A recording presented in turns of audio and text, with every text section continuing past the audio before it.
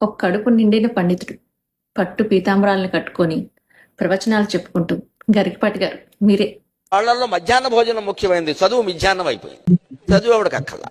భోజనంలో గుడ్డెట్టారా, గడిది గుడ్డెట్టారా, చదువుకోమని లేకపోతే వెళ్ళిపోమని చెప్పండి. పిల్లలకి భోజనం పెట్టడం ఏంటంటే వాళ్ళ భోజనాలు వాళ్ళని తెచ్చుకోమని లేదా మానేమానండి.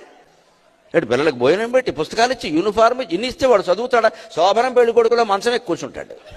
వీళ్ళకి ధనవంతులతో ఏ ప్రాబ్లం ఉండదు, క్లబ్బుల్లో పబ్బుల్లో తిరిగే వాళ్ళ గురించి ఏ ప్రాబ్లం ఉండదు, లక్షల కోట్ల ఎగ్గొట్టి విదేశాలకు చెక్కేసే వాళ్ళతో ఏ ప్రాబ్లం ఉండదు.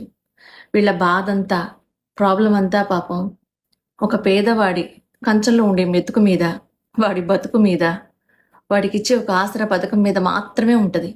వాళ్ళు చదువుకోవడానికి వచ్చారా, తినడానికి వచ్చారా, ఇన్ని మాటలు మాట్లాడుతూ ఉన్నారు.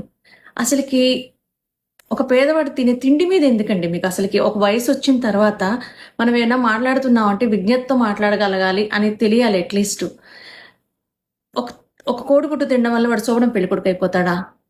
చదువుకోలేరా?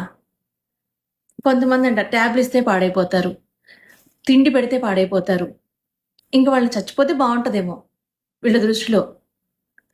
పోను ఏం మాట్లాడుతున్నాము, లేకపోతే కనుక మన పిల్లలకు ఉండే అన్ని వస్తువులు మన పిల్లలు పాడైపోరు.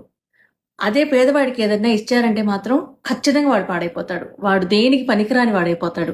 వాడికి ఒక ఇంగ్లీష్ విద్య ఉండకూడదు, వాడికి మనకి సంబంధించిన, మన పిల్లలకు సంబంధించిన ఏ విషయాలు వాడికి ఉండకూడదు.